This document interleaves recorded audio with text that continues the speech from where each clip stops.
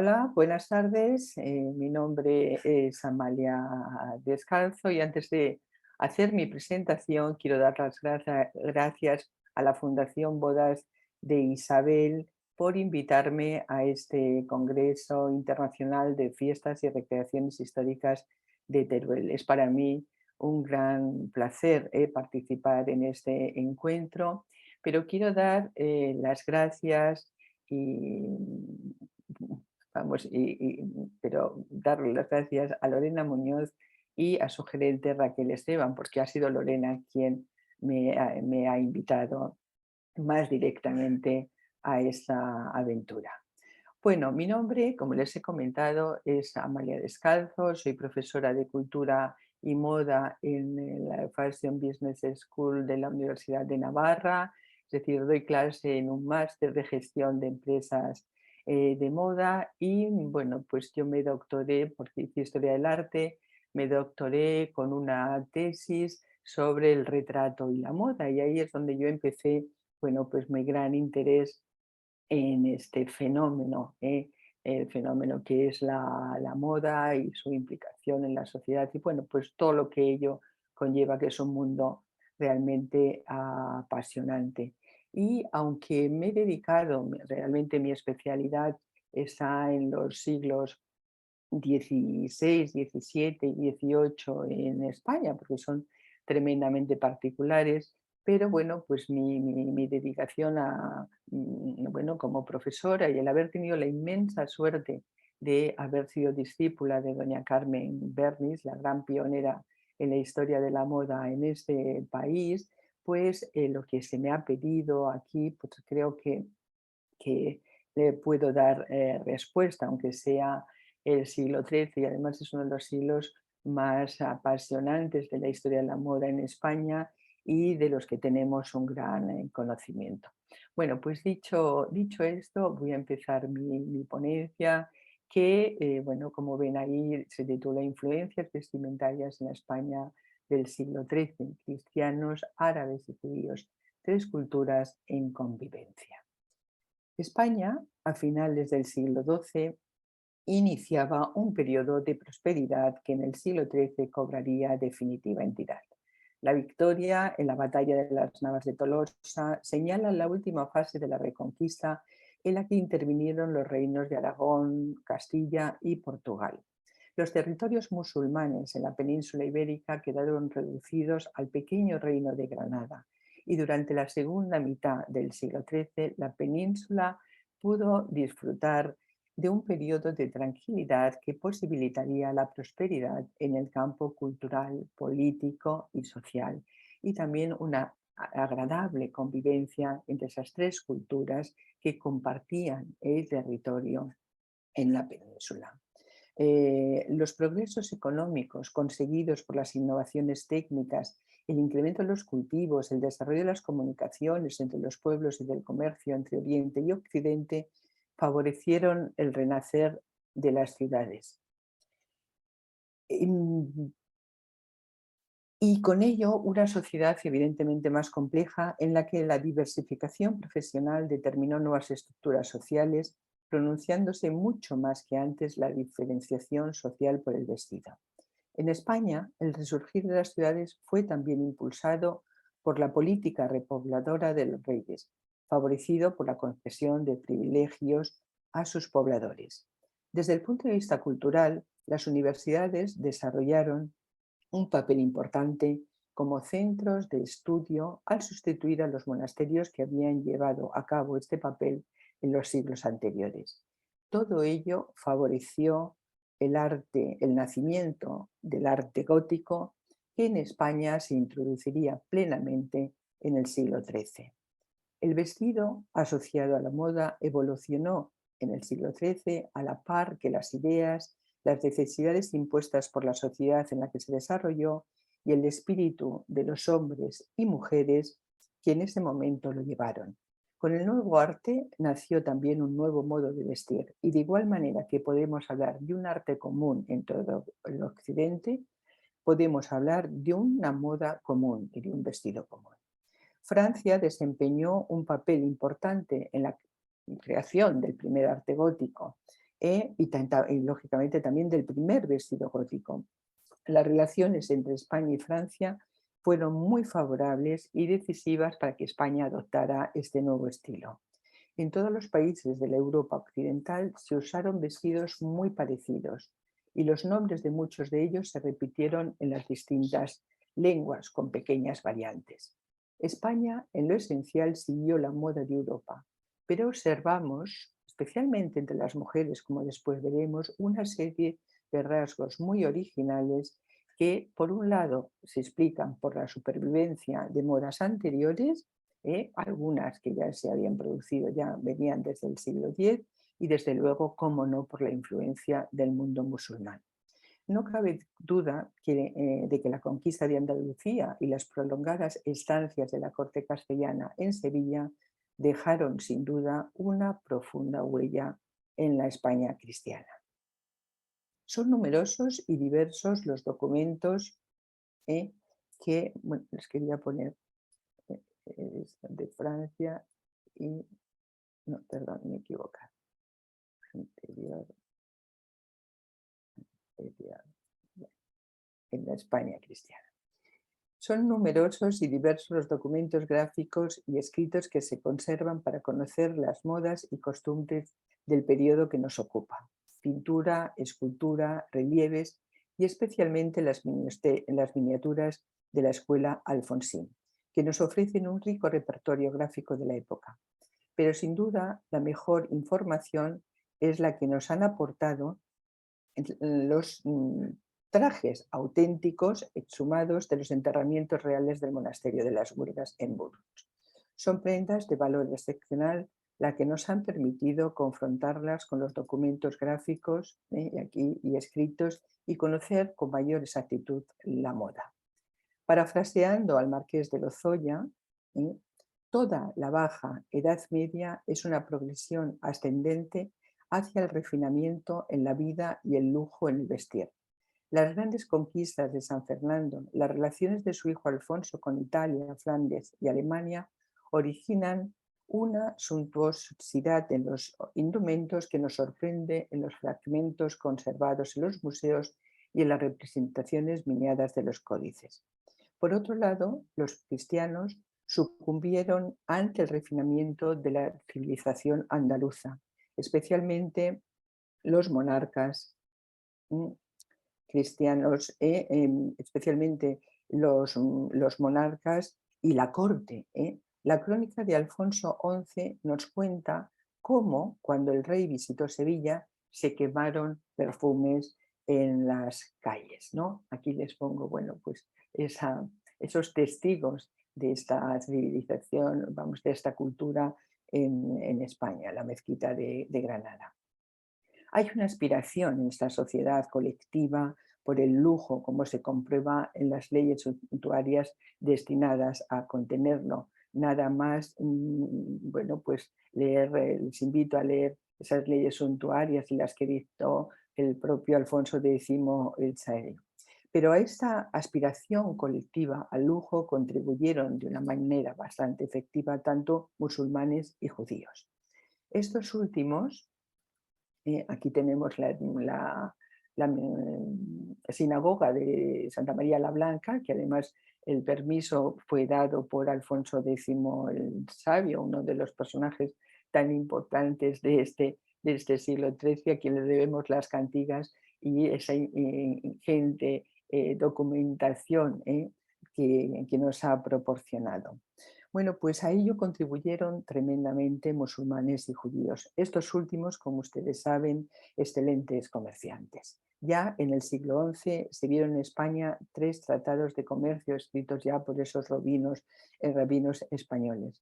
La proporción que tenían los judíos para ejercitar el comercio en todas sus ramas, así también por el valimiento que gozaban en la corte desde tiempos muy antiguos, también por su correspondencia fuera del reino, les facilitaron a la población la introducción de los géneros de lujo que son siempre los más lucrosos. Como comenta el conde de Clonard, tanto era el deseo de competir en el ornato exterior que don Alfonso X, sin embargo, de haber regenerado el gusto, quiso poner freno al lujo de los españoles, que crecía a la par de la sensualidad oriental, no solo en los trajes y ajuares domésticos, sino en las bodas, bautismos, funerales y hasta en las comidas. Las diferencias sociales en el vestir se empezaron a notar con más intensidad por el uso de tejidos, pieles o colores costosos que solo unos pocos se podían permitir. El lujo en el tejido se manifestaba especialmente en la calidad de la tela. De entre ellas, la seda, sin lugar a dudas, fue la más apreciada, que combinada con el oro y trabajada en complejas estructuras técnicas, dieron lugar a los amitos, taquetés y lampasas. Aparece el terciopelo en el siglo XIII y una novedad en cuanto a los nuevos materiales utilizados en el siglo XIII fue la utilización del algodón, preferido por su suavidad y ductilidad para la confección de prendas interiores. Aquí tenemos la camisa de la infanta María y está toda confeccionada en algodón. Desde luego debió de ser la utilización de este nuevo material, pues evidentemente vino, bueno, vino a ser también en un primer momento un material utilizado únicamente por los más poderosos, ¿no? Aunque muchos de los ricos tejidos se importaban de su lugar de origen, España contaba con un importante centro sedero en la Almería musulmana. La industria textil debió extenderse a todo el Andalus, Murcia y Valencia, pero sin duda la que gozó de mayor fama fue la de Almería, y así lo recoge Al-Makari en el siglo XIII. Nos dice lo siguiente, dice, había allí un lugar para los barcos cristianos y sus mercancías, solían llevarse a otros países. Había una factoría para hacer mantos de seda figurada, otra manufactura de brocado. Hubo 800 talleres para los tejidos con adornos de tirad y en seda. Las telas hispanos-musulmanas gozaron de un gran prestigio entre la sociedad cristiana. Cuando algún rey moro enviaba presente a los reyes castellanos, no solía faltar un tejido rico. En los tiempos de guerra, las telas eran la parte más codiciada del botín, y algunos personajes, como el obispo de Vic, que tomó parte en la conquista de Valencia, o Jiménez de Rada, el organizador de la batalla de las Navas de Tolosa, se hicieron enterrar envueltos en espléndidos tejidos hispano-musulmanes. Aquí tenemos la dalmática de Jiménez de Rada con el que fue enterrado. Los tejidos que nos han llegado son testigos de un arte espléndido y muestra de que en los reinos cristianos supieron valorar estas piezas como verdaderos tesoros. Era tal la admiración que no impidió que algunas reliquias fueran envueltas por esos tejidos, como tampoco que fueran valoradas para la confección, como veremos, de indumentaria cortesiana o, como vemos aquí, para este representante de la Iglesia, ¿no? En esta dalmática. Por otro lado, el teñido en los tejidos fue una industria de lujo y como consecuencia los vestidos que exhibían varios colores. Una novedad de la moda europea en el siglo XIII fueron los trajes a dos colores, pero que ya en España encontramos antecedentes en el siglo XI. Estos vestidos que de influencia completamente musulmana son los que en los textos denominamos como vestidos ametat o ameatados. La gama de colores que nos muestran los vestidos de la Edad Media, rojos, azules, amarillos, verdes y negros, procedían de los tintes extraídos de las materias naturales, ya fuera de origen vegetal, animal o mineral. El elevado coste de su obtención y la complejidad de las operaciones de tintura hicieron del color un artículo de lujo. El color más valorado fue el rojo escarlata, que se extraía del kermes. Sin embargo, la categoría de prendas lujosas no venía únicamente reconocida por el color, sino también por los bordados, como vemos aquí, a cualquier labor que guarnecia los tejidos. Aquí tenemos una saya Sancho García, que está en la iglesia de Oña, en Burgos, y vean los excelentes bordados, también de influencia completamente musulmana. Fueron muy valorados también, es decir, las leyes suntuarias también contemplaban y controlaban estos bordados, y se sancionaba también a cualquier labor que guarneciera los tejidos, ¿no? La aparición de los vestidos decorados con escudos nobiliarios engrosaron, como no, la lista de signos de distinción social. Desde luego, tampoco ni musulmanes ni judíos, puesto que compartían territorio, escaparon a las leyes suntuarias de Alfonso X el Sabio. Y dijo, he cogido dos notas para que ustedes vean, decían, por ejemplo, con respecto a los judíos, que ningún judío no traiga peña blanca, ni cendal en ninguna guisa, ni calzas bermejas, ni paño tinto, ni ninguno otro. ¿eh? Aquellos que, bueno, puedan llevar esos colores que la ley prohíbe, será porque el rey les ha dado permiso para hacerlo. En cuanto a los moros, dice que moran en las villas, que son pobladas, vamos, dice que anden cercenados alrededor de los poblados cristianos. Dice el cabello parado, sin copete, y que traigan las barbas largas, como manda su ley. Que no traigan cendal, ni peña blanca, ni paño tinto, sino como dicho es de los judíos, ni zapatos blancos, ni dorados, y los que lo traigan, pues que sea también por merced del rey. Las disposiciones contra el lujo también fueron dirigidas a los adornos personales, es decir, bolsas, botones, cordones, cofias, sombreros, es decir, a infinidad de cosas, como decíamos, a las bodas, funerales, e incluso también, bueno, pues a infinidad de cosas. Pero curiosamente, sin embargo, estas leyes suntuarias no lograron frenar el lujo a pesar de las duras penas impuestas.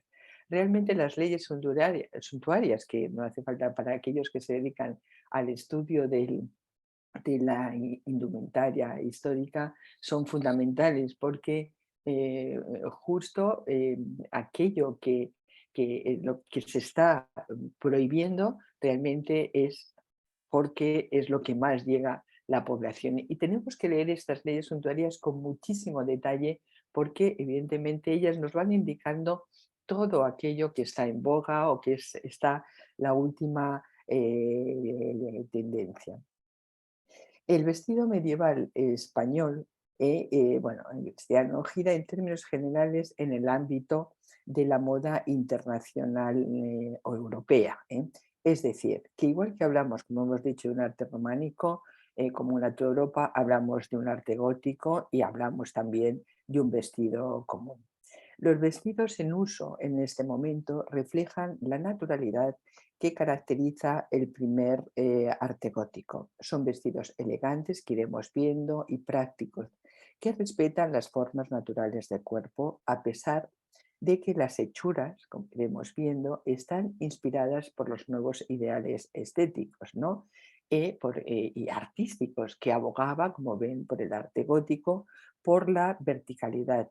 Pero no obstante, aunque se tiende a señalar esas formas naturales y a proporcionar a través de esas hechuras una cierta esbeltez, estos vestidos todavía en el siglo XIII dejan una plena libertad de movimientos. Aunque veremos con particularidades, aunque seguimos esa moda internacional, veremos con esas particularidades nacionales más o menos marcadas de las que, vamos a ver, se explican esas particularidades precisamente, como hemos dicho, por la influencia de las culturas que convivían en la España del siglo XIII. Desde la Edad Media, el traje de los musulmanes y judíos, perdón, se caracterizaron por su estabilidad y holgura en las prendas, como iremos viendo. Los rasgos que caracterizaron a su indumentaria son fundamentalmente para los musulmanes una simplicidad en las hechuras en contraste con las hechuras, como veremos, de los vestidos cristianos, y sobre todo llama la atención la vistosidad en el colorido y guarniciones, es decir, en todas decoraciones, aplicaciones a los tejidos y donde, bueno, las aplicaciones y los bordados ocupan un lugar muy, muy significativo. Pues dicho esta introducción, lo que vamos a ver es esas influencias, esa convivencia, esos compartir determinados estilos y modas entre estas tres culturas, pero para ello vamos a ver, hablar un poco de esas prendas que componían el traje de los cristianos, ¿no? Tanto en la Edad Media, tanto los hombres como, bueno, podemos decir que durante la Edad Media los hombres y no las mujeres se mostraron mucho más solícitos, pero es algo que esto va a ocurrir, fíjense, prácticamente hasta la Revolución Francesa. Se mostraron mucho más solícitos en el atavío personal, eran mucho más presumidos y, bueno, pues ya digo que no ponían freno tampoco bueno, pues a lo que les gustaba, ¿no? Pero en ese, excepto en el largo, no, aunque ya digo, se preocupan o son mucho más coquetos, vemos que la moda en el siglo XIII es tanto hombres como mujeres van a compartir las mismas prendas. Apenas va a haber diferencias salvo en el largo. Con respecto al siglo anterior, al siglo XII, durante el siglo XIII aumentó el número de modelos en uso. Sobre las prendas interiores, tanto hombres como mujeres podían vestir cuatro tipos de vestidos. Un vestido de debajo que podía llevarse sin otro encima, un vestido de encima de que difícilmente prescindían los de elevada condición social, un vestido de abrigo sobre todo que podía vestirse solamente sobre el de debajo o sobre el de debajo y el de encima conjuntamente.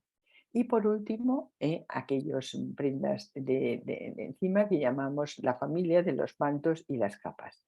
Dentro de cada una de estas cuatro categorías había prendas con formas y nombres diferentes que, evidentemente, por el tiempo de que disponemos no podemos contar aquí, pero vamos a ir viendo, perdón, cuáles son esas prendas. Aquí ven una de las cantigas en el que vemos que la primera prenda interior o más íntima fueron las camisas y las bragas. Aquí vemos a una alfayata, bueno, haciendo una camisa a este señor. Sabemos que es un hombre, primero porque nos muestra las piernas y segundo porque van a ver en esa indumentaria del siglo XIII una abertura tanto en las camisas como en las sayas, como en los peyotes, para permitir bueno, pues montar los movimientos y montar a caballo como iremos viendo. Las calzas vestían las piernas, desde el pie hasta el medio muslo, como pueden ver aquí. Es una imagen anterior del románico, pero es tan gráfica y un documento tan valioso que nos permite ver en estas imágenes cómo eran esas calzas, que hoy llamaríamos medias, y que como vemos se sujetaban a las ligas que colgaba del braguero. Aquí abajo tienen el braguero, que este sí que es del siglo XIII, de Fernando de la Serna, y que se cogía mediante un nudo conjuntamente con las calzas y la tela de las bragas. Es decir, el braguero era fundamental para sujetar al cuerpo estas prendas. Sobre estas prendas interiores, los hombres se ponían directamente la saya. Había de dos tipos.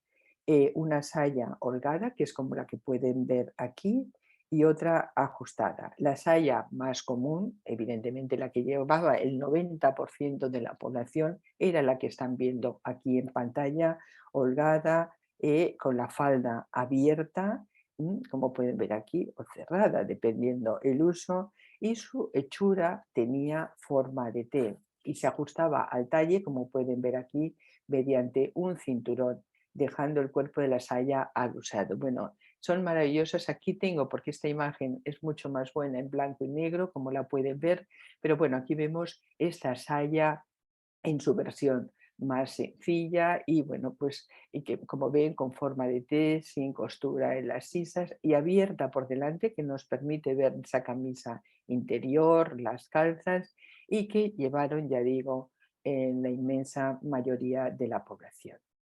La otra saya que podemos ver es la saya encordada con la que fue enterrada don Fernando de la Cerda. Les pongo esta imagen y para que explicarles cómo son esas sayas encordadas.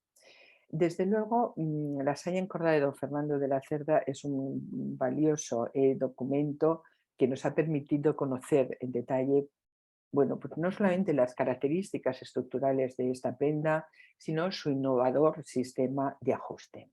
Sobre la fecha de aparición de estos primeros trajes ajustados a través de este cordaje, bueno, pues casi todos los estudiosos coinciden en señalar que es a finales del siglo XII cuando se encuentran las primeras noticias. José Guerrero Lobillo nos remite a un testimonio francés recogido por Viollet-le-Duc y quien afirma que a finales del siglo XII un brial en su modalidad masculina estaba lazado bajo los brazos y a ambos lados. También Puiggarit, un gran estudioso de la moda en España, coincide en señalar que es en el siglo XII momento, al final, es en el que aparecen esas prendas encordadas, pero no hace referencia a su origen. Es en el Beato de Liébana, y que yo lo conocí también y que hizo sus estudios doña Carmen Bernis, en el Beato de San Andrés del Arroyo aparece representado un militar, el que tienen aquí, que viste un perpunte, prenda acolchada rellena de lana, que se vestía sobre la cota de malla o la loriga para mayor protección. Este perpunte, como pueden ver, va cerrado con cordones en un costado y tiene el interés de mostrar el modelo militar en el que se inspiraron las sayas encordadas de los caballeros castellanos, tan insistentemente representadas en los códices miniados de Alfonso X el Sabio. He de decir aquí que en la historia de la indumentaria masculina, la influencia y después femenina del mundo militar en el civil ha sido una constante y esta influencia ha determinado los cambios más significativos de la moda. Y de hecho hoy sigue siendo lo mismo, esas prendas tan sofisticadas, esos tejidos técnicos tan sofisticados que hoy llevamos ya llevan funcionando en el ámbito militar o en las conquistas del espacio pues muchísimos años. Aquí pueden ver ese sistema que bueno, es el mismo que podemos ver cómo se ajusta un corsé que permitió en el siglo XIII llevar esas prendas ya completamente ajustadas. Aquí tenemos esa maravillosa pieza de don Fernando de la Cerda y aquí vean es un poco esas cuerdas, va encordada en toda esta parte en este costado, la abertura para permitir los movimientos, como veíamos la trasalla, y bueno, pues esta pieza también decorada con esos escudos nobiliarios que se pusieron de moda estos tejidos en el siglo XIII. Sobre esta saya se podía vestir otro vestido, el peyote, que contrastando imágenes, textos y vestidos se comprueba que el peyote fue el nombre de un vestido muy generalizado para llevar como la saya.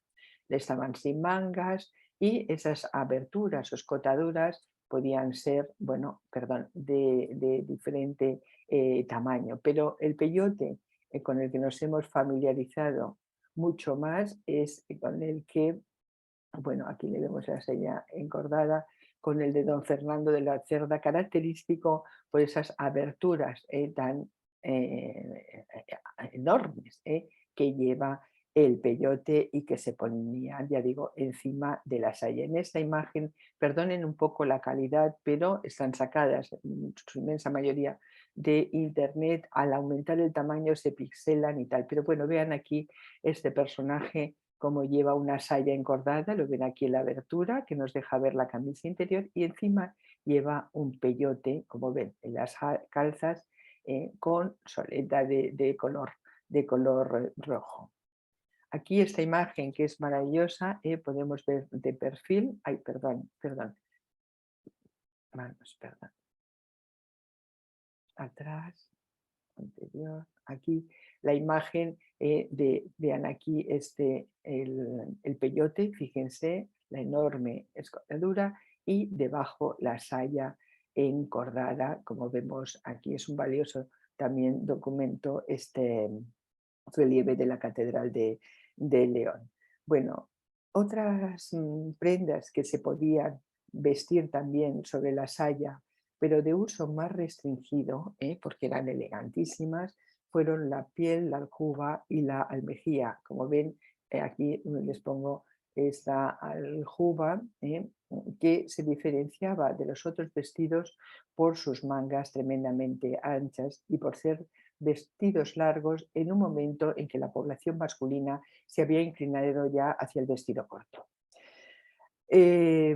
Por otro lado, estas prendas presentaban también una similitud con la que vestían, como verán, los judíos. ¿Ven? Estas prendas aquí llevan una aljuba, ¿eh? Y aquí este judío también. Fíjense las diferencias que después veremos realmente cómo compartían un poco estilo, es decir, son las prendas más holgadas, pero después vemos tipos de capas y tocados, que son un elemento diferenciador de esas culturas, pues que los diferencian de los cristianos, pero vamos a ver cómo compartieron esas prendas. Y aquí vemos como vemos al rey con una aljuba, que llamaríamos dalmática también después, y que, bueno, fíjense que es una prenda amplia, con mucho vuelo y cuya característica realmente son esas prendas con una holgada bocamanga. Es una prenda protocolaria, larga y como ven que se viste pues, bueno, pues por personas como muy importantes. Otra prenda que completaban este vestuario, como ven, son las prendas de encima, los mantos y las capas, que va a haber una gran variedad. Fue una singularidad también de la moda española esta capa, con una abertura para sacar el brazo y que se sujetaba sobre el hombro derecho. Pero hay una gran variedad de capas y mantos y que, bueno, pues también que, bueno, les invito a leer los estudios que hay sobre la moda del siglo XIII de doña Carmen Bernis, y yo también escribí con motivo de la exposición que hubo hace años en el Palacio Real sobre las huelgas, sobre la indumentaria de las huelgas, escribí un artículo que les podría pasar. Estos vestidos se completaban con una serie de tocados cuya forma estaba en función de la utilidad decorativa o funcional. A diferencia del siglo anterior, los hombres del siglo XIII prefirieron llevar el pelo cubierto con una cofia, heredada del mundo militar del siglo XII. La población civil tomó de aquel la cofia, esa cofia con la que los guerreros recogían el pelo antes de ponerse el casco o el almofar. Fue una cofia, la cofia fue un tocado generalizado en el siglo XIII. Generalmente, como vemos en las cantigas, era de color blanco, confeccionada en algodón o en lino, pero también se realizaron con ricos tejidos como el que perteneció al infante de Castilla, don Fernando, hijo primogénito de los reyes Alfonso VIII y Leonor de Inglaterra, que la vemos aquí. Lo siento, igual pueden ver, está muy pixelada, pero igual pueden, si entran en internet, ver una mejor imagen. Aquí tenemos este tocado y bueno, y otro tocado con capiello o bonete, como vemos aquí, que este perteneció a don Fernando de la Verde y que también es un tesoro. Fíjense, bueno, pues la decoración también como los vestidos, ¿no? Con los escudos nobiliarios, y es un tocado, la verdad, precioso. Está hecho todo con mostacillas que, bueno, pues recubren toda esa superficie. Vamos a ver. Y aquí les pongo unas imágenes, después de comentar estas prendas, la aljuba, la almejía que viene del mundo musulmán y esas prendas españolas. Vean aquí cómo hemos visto al rey compartiendo esas aljubas, vemos que con prendas cristianas llevamos esos vestidos a los colores de influencia musulmán, y aquí vemos a este musulmán con el turbante, con ese tocado, confeccionado con esos cendales, como ahora veremos, pero curiosamente va con una aljuba, fíjense aquí, con esos bordados completamente en blanco, y encima lleva un peyote. Y encima lleva un peyote, y aquí los dos músicos, bueno, pues cantando, y casi los podemos oír en la expresión de este cristiano, y lo vemos con su saya encordada, vean aquí su puñal, y debajo, que bien se ve en esta imagen, bueno, pues la camisa interior. Y aquí en el libro de los juegos también vemos a un musulmán, evidentemente, con una prenda pues completamente de su repertorio, su turbante, y aquí vemos a un judío que lleva, ay, perdón, que lleva la cofia, como llevan los cristianos, lleva una prenda que podía ser una saya, y lleva amarilla, el color dado a los judíos, el color aplicado a los judíos, pero luego lleva encima un peyote. Fíjense, un peyote abierto por delante, decorado con flecos, y bueno, pues aquí vemos cómo realmente durante ese periodo, que debió de ser de lo más enriquecedor, hubo guardarropas compartidos, es decir, entre unos y otros. Yo cogía esto, sobre todo, bueno, los tejidos, prendas, y gracias a las cantigas podemos ver cómo se compartían estos. Vamos a ver ahora esa influencia en los vestidos femeninos. Hemos dicho bueno, que representan menor variedad que el de los hombres. Sin embargo, su atractivo yo creo que va a ser mucho mayor. Pues los trajes abiertos, como vamos a ver, permitían mostrar sus camisas interiores y completaban sus atuendos con exquisitos tocados, como ahora veremos. Ambos elementos, camisas y tocados, van a distinguir con respecto a esa moda europea a la moda española, porque realmente se ve claramente eso que decíamos, esas particularidades o esas, bueno, pues su cercanía a esas culturas, y que lo vamos a ver plasmado pues en estas prendas. Desde luego, la primera prenda que se ponen evidentemente las mujeres también va a ser la camisa. Esas camisas, bueno, pues como veías en su versión sencilla. Pero sin duda la camisa que se llevó la palma, que pues estuvo en boga, fueron las camisas bordadas con hilos de seda de colores o de oro, de lo que encontramos los primeros ejemplos en este momento, en el siglo XIII, y que va a ser una particularidad del vetraje femenino español durante varios siglos. Vamos a ver, bueno, ahora les voy comentando, y cuyo origen hay que buscarlo en las labores bordadas de los musulmanes españoles. Aquí vemos a una alfayata bordando una camisa, como ven, con hilos de colores, y vemos, vamos viendo, aquí lo pongo en esta imagen que la tenía, y vean aquí de estos ajuares funerarios, estos bordados que hemos visto en la cantiga.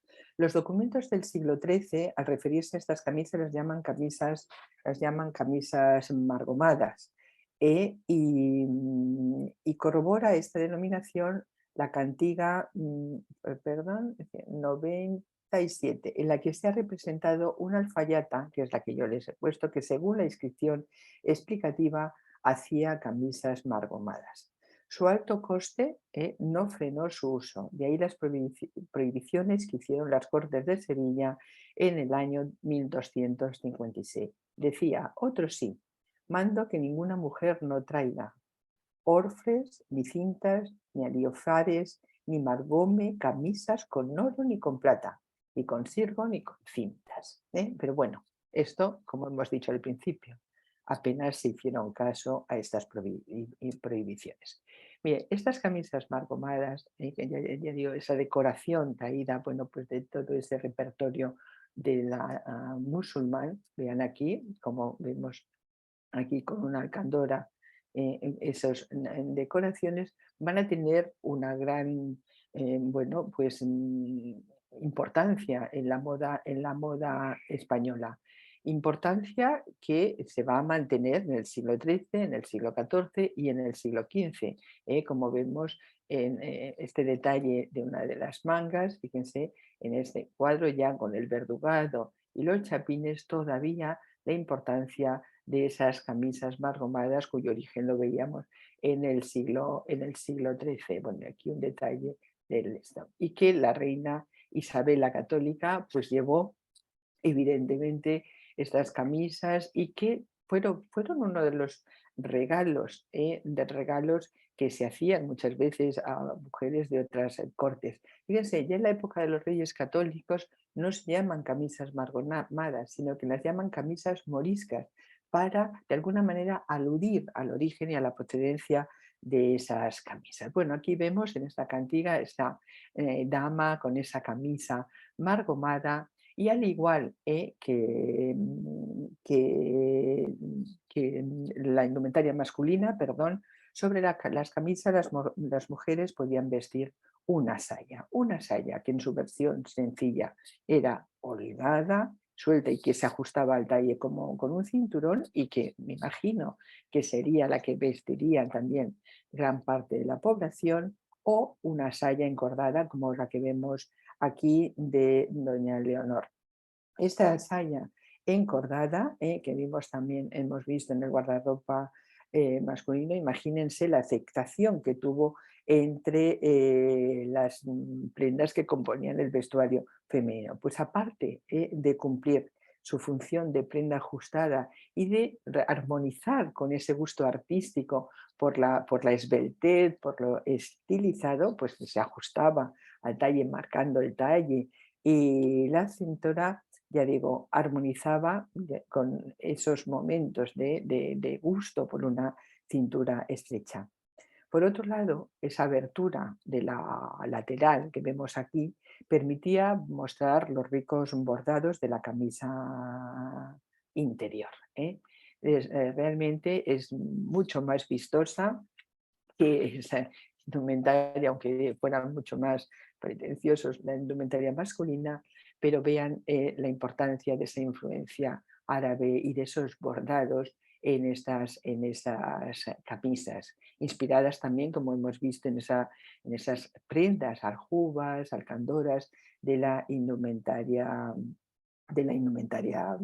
árabe femenina. Estas sayas encordadas, en su versión de lujo, eran conocidas también con el nombre de brial. Bueno, brial, y siempre se confeccionaban con tejidos muy lujosos, tejidos venidos del mundo de la industria de Almería. En los textos nos encontramos saya y brial, pero sin encontrar una gran diferencia. Yo creo que podían tener la misma hechura, pero la diferencia era que el brial se confeccionaba, como hemos dicho, con ricos y exclusivos tejidos, y era extremadamente largo, por lo que arrastraba por los suelos, como hemos visto en veremos en algunas imágenes. Desde luego, el Brial tenía un alto nivel económico y social, y desde luego subrayaba la importancia del personaje que que lo vestía. Por eso, cuando leemos las cuentas de estas mujeres, de los ajuares de las reinas nobles y ricas mujeres, será este primer vestido que se pone sobre la camisa, es este brial. Carmen Bernis recoge también un modelo especial que pone otra nota original al traje femenino español. Bueno, aquí lo vemos, antes de pasar a la siguiente imagen, bueno, creo que es bastante clara esas camisas margomadas, esos motivos decorativos y vean que encima lleva una saya encordada, sin mangas. Evidentemente yo creo que el quitar las mangas en el siglo XIII y que aparición también de esos peyotes es con la intención de mostrar esas camisas maravillosas, esas camisas margomadas, sino qué sentido tiene, y encima lleva un peyote. Pero Carmen Bernes recoge también un modelo especial que pone nota original al traje femenino español. Se trata de la saya o brial encordado que estaba provisto de unas mangas colgantes que colgaban, como pueden ver aquí en este relieve, de los hombros. Eran largas y estrechas. Estas mangas decorativas hacían más vistosos los movimientos de los brazos al servirse de ellas las bailarinas. Están tomadas del mundo musulmán. Bernis encuentra ejemplos de este vestido en obras sasánidas y bizantinas del siglo XI. Sobre el brián o la saya, las mujeres podían vestir un tercer vestido, como era el peyote, la piel o la almejía. Como ya vimos, bueno, pues el peyote abarcaba, podía ser con las aberturas, como digo, muy de diferente tamaño, dejando, vamos, o lo que hoy llamaríamos la sisa más grande o más pequeña. Pero realmente el peyote que estuvo más de moda es este con grandes escoltaduras. Este es un peyote también de las huelgas, una preciosidad, y a estas ferpas, este tipo de decoración de recortar la tela, se le llamaba ferpas, es algo una manera de decorar las prendas que se pone de moda en el siglo XIII y que va a tener, bueno, ya vean, a los estudiosos del siglo XIV, pues rara es la prenda que no está decorada con esos cortes en los bajos de los vestidos. También en los guardarropas femeninos podemos encontrar las almejías, pero los vestidos de mangas anchas, ¿no? como la aljuba, la almejía, fueron también llevados por las mujeres, pero no tuvieron el éxito generalizado que el peyote o el éxito que tuvieron entre la población masculina.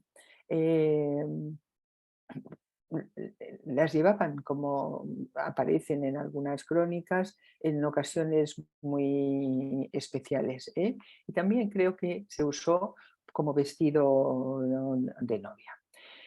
Bueno, pues estos vestidos y estas prendas se completaban también con tocados, semejantes a los del resto de Europa. Pero es en el tocado femenino también cuando nuevamente la moda española destaca por su extremada originalidad y exotismo. Sabemos que llevaban velos, tocas, cofias, pero los tocados más espectaculares son los que ven aquí y que han podido ver en esas imágenes de esas mujeres cristianas, que consistían en un armazón forrado de tela y que sin duda alguna fue el tocado femenino que puso el rasgo más original al vestido femenino español. Y fueron estos tocados que empleaban largas bandas de finas telas rizadas, ¿no? Estas bandas se forraban esas estructuras de pergamino a modo de vendaje, y estos tocados evolucionaron desde muy sencillos a muy complicados. Fueron una creación absolutamente española de la que existen innumerables ejemplos en las artes plásticas de los siglos XI, XII y XIII. También podemos decir que, evidentemente, bueno, pues ese exotismo de dónde puede venir, de esos turbantes, de esos tocados, ¿no? Que traen estos musulmanes que vienen cultos, que vienen de Damasco. El largo de una de esas tiras, que es la que pueden ver aquí, es más de 6 metros y va decorada con listas de oro y colores atravesando de trecho a entrecho. Como ve, los extremos iban ¿cómo se dice?, rizados, y al ir vendando dejan visible, entonces el proceso de ir revistiendo esos tejidos dejan visible, bueno, pues solo la parte rizada. Aquí les pongo imágenes de esa convivencia, de esas culturas en el libro de los juegos, de esos tejidos maravillosos y transparentes del que tuvieron llamados después entre las españolas para hacer los mantos de humo o mantos de soplillo y que, bueno, pues debemos a la cultura al mundo musulmán. Y para terminar, son escasas las imágenes que nos muestran el calzado femenino, pero teniendo en cuenta la similitud entre la indumentaria femenina y masculina, hemos de suponer que también, bueno, pues las que no hemos hablado del calzado masculino, pero habría zapatos, botas, botines y tal. Pero lo que sí que me interesa resaltar es que ya en el siglo XIII tenemos ya esas referencias de que las mujeres españolas usaban ya los altos chapines. Estos chapines con suelas de corcho, que aunque el corcho siempre dicen que son los romanos los que emplearon evidentemente en la realización de estos zapatos el corcho, pero desde luego los que les dieron un uso y bueno, los que pusieron en boga y el uso del corcho para estos calzados ellos también fueron los musulmanes. Tenía por aquí una, pero bueno, no sé si la encuentro. Bueno, lo que quiero decir de estos chapines, que es un calzado, vemos en esta imagen, y con esto, esperen un segundo, creo que anterior, como iba tal, mire, aquí tenemos los zancos, pero, ay, perdón, eh, anterior, bien, estos que evidentemente yo creo que también es de esas culturas donde, bueno, pues cogemos esa moda o esa manera de extender nuestro yo a través de estos zapatos altos y con estas enormes suelas de corcho. Aquí vemos y después que tanto éxito tuvieron en España y que ya los vemos utilizar en España ya en el siglo XIII y que se les dio el nombre de chapines. Pasó a ser un calzado singular español y un calzado que era realmente, fue obligatorio. Fíjense, los chapines los veo en los documentos hasta principios del siglo XVIII, entre el ajuar.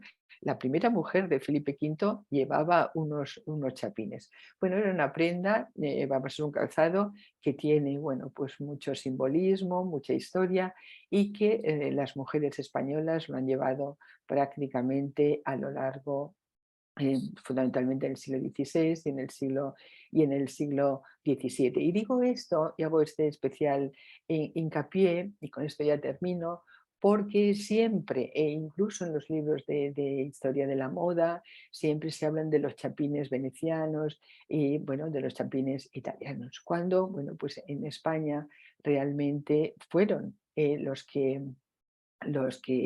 bueno, los primeros que empezaron a llevarlos. Y fue también la moda española con su gran difusión en el siglo XVI, cuando España era un imperio y se puso de moda, valga la redundancia, toda la moda española, cuando ya, aparte de otras prendas que otras cortes europeas cogieron de la moda española, iban los chapines. Y desde luego donde causaron tremendo furor fue, pues desde luego, en la corte, en Venecia y entre las italianas.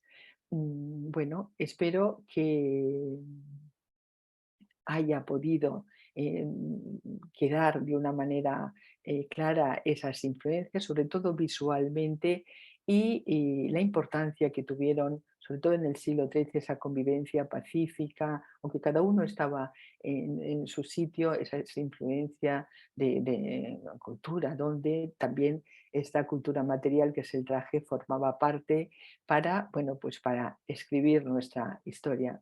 Muchísimas gracias y ha sido un placer compartir esta tarde con todos ustedes.